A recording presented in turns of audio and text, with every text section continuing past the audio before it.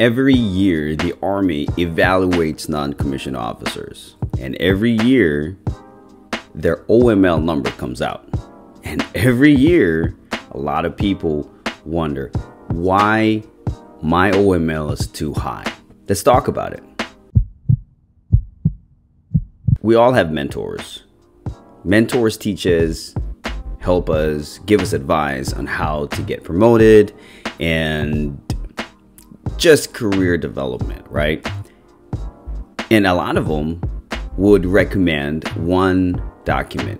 It's an Army publication. It's available to everyone. It's called the DAPAM 600-25. Now the question is, have you ever looked at DAPAM 600-25?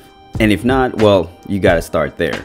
However, if you look at the DAPAM 600-25, it's so confusing. It's a long pamphlet that just full of words, and it's so boring to read. And that's why I think most people don't read the DAPAM. So let's make it easier.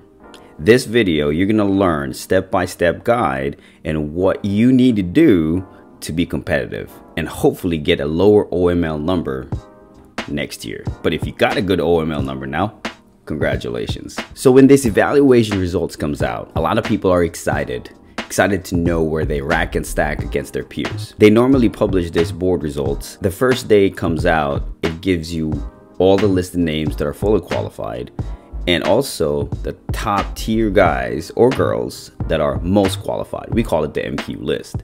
24 hours later, they look at the website and their ACT, the Army Career Tracker, it gives them their OML, the Order of Merit list. That number, the lower it is, the more likely you're going to get promoted as soon as possible. But every year, immediately after that OML results, or when they get their OML number, I get a call, I get an email. And I'm pretty sure a lot of leaders out there will get that too. And some of them were just gonna vent. They're not satisfied with the board results or whatnot. And some of them are happy. You know, you congratulate them. Good job. You're gonna get promoted soon. Even with the existence of the DAPAM 600-25 that's available, we wonder and we're disappointed on the board results. What most people don't know, there's also a DAPAM Smart Book. And it's available for each CMF. CMF is Career Management Field. Each CMF kind of gives you an idea on what you need to be doing to stay competitive. Now, in general, they're very similar. As I read through some of the CMF, the key differences are the titles or the positions of each rank. In this video, I'm going to use my CMF. As we go through them, what you could do is pause this video, or actually save this video as well, and consider subscribing so I can make more content like this. I will post in the description below the links where you can find these documents. What you're looking at here is the Smart Book for the CMF 79. This has been published this year, so this is the most current one. The only thing that I've noticed here is the APFT, since we're switching over to ACFT. This is chapter 4. MOS 79 Romeo Army Recruiter. We will be diving into Charlie, Goals for Development. I highlighted key points here that every single NCOs that hold this MOS must really consider. The first one saying, soldiers will make every effort to seek more challenging and professionally rewarding leadership positions. Examples are station commander and first sergeant. If you're not doing that, if you're shying away from these key positions, then you are behind your peers. Additionally, to enhance serious consideration for promotion, if you are a staff sergeant who is serving in a sergeant first class authorized TDA position, you will be given the assignment credit as a sergeant first class. And if you're a sergeant first class serving as a first sergeant authorized TDA, you'll actually get assignment credit for a first sergeant. Key takeaway here is you have to be in a leadership position, and if you're successful in that current leadership position, aim for positions above your pay grade. Another thing I want to highlight are curtailments. Curtailments are basically shortening your assignment. Now, there are different reasons why an NCO want to apply for curtailment, but I just want to highlight this one because it's very, very important. Curtailments are hardly discouraged during the initial, keyword initial operational assignment. Example is that if you are a station commander and you finished 36 months and you PCS'd and you got another station commander time, then that would probably be a good example where one could benefit to a curtailment and maybe get assigned to a higher position, or maybe even a broadening assignment, which we'll cover later on. Another very important thing to highlight, as you see in your screen, key developmental or broadening assignments should not exceed 36 months. You should not see consecutive key developmental or broadening assignments. Okay, now that's out of the way. Now let's break it down by rank. So we're going to start with the staff sergeant, and this applies to the regular army and the AGRs. We will break this down to institutional training, operational assignments, and self-development. Let's start with the institutional training. Institutional training would be your station commander courses, ARC, or your SLC, ALC. When you go to those institutional training or schools, you have to shoot for honor graduate, commandant's list, and distinguished leader award. Next one is operational assignments. Now for operational assignments for staff sergeants, there's really 3 of them, and we're going to go over them. The 3 operational assignments for a staff sergeant is a station commander, deputy station commander, and a recruiter.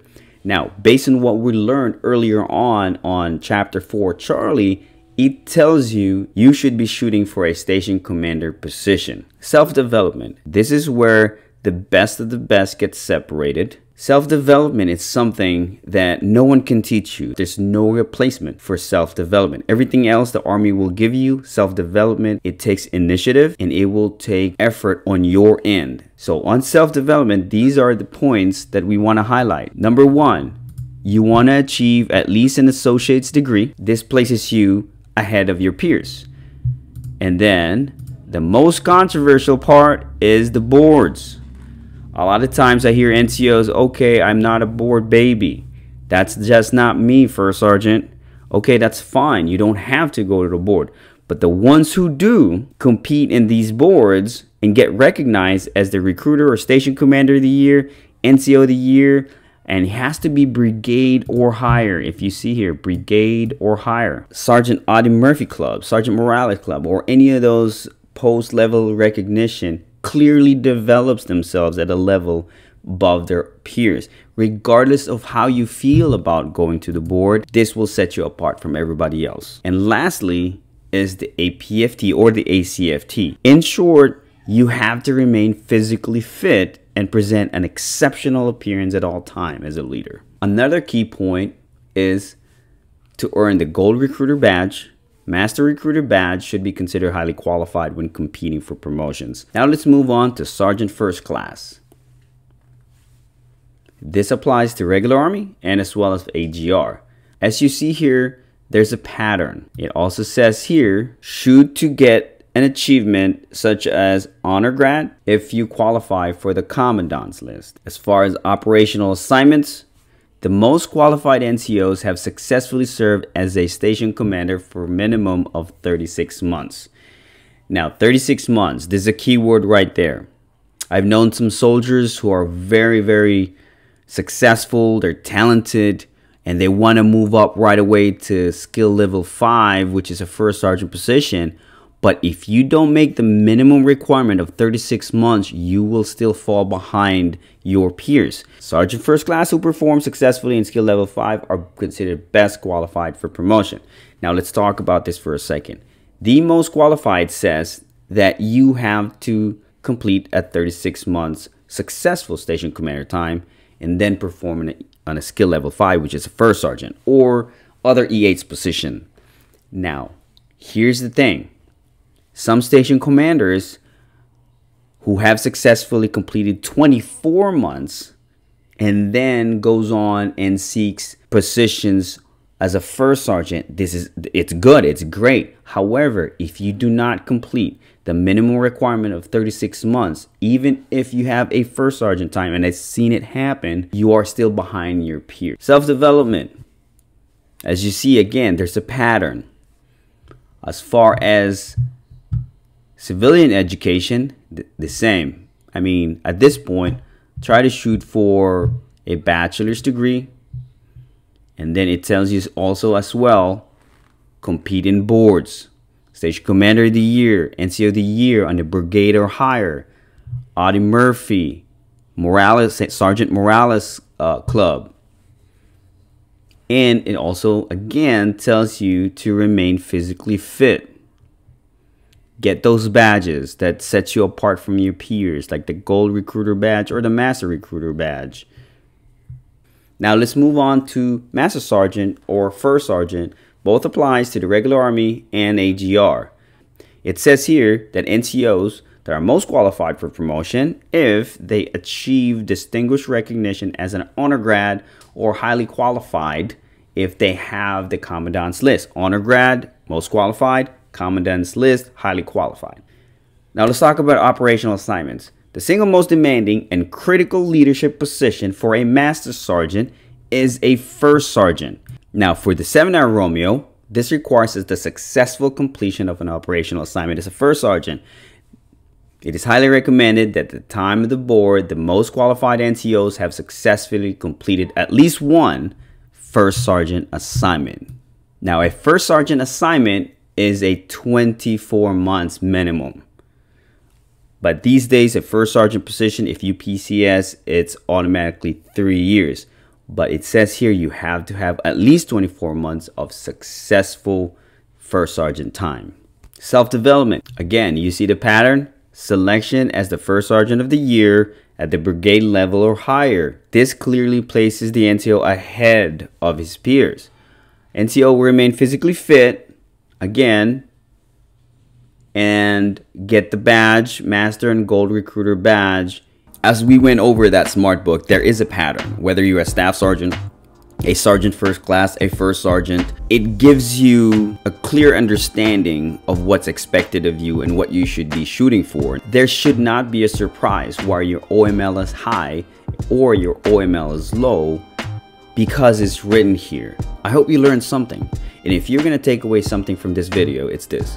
You cannot stay in your comfort zone. Growth is going outside your comfort zone. When you're uncomfortable, that's when you know you're learning something. You're getting an experience that not a lot of people are experiencing right now. Thank you for watching. My name is Bombo. If you found value in this video, please do me a favor and hit the like button and consider subscribing to the channel.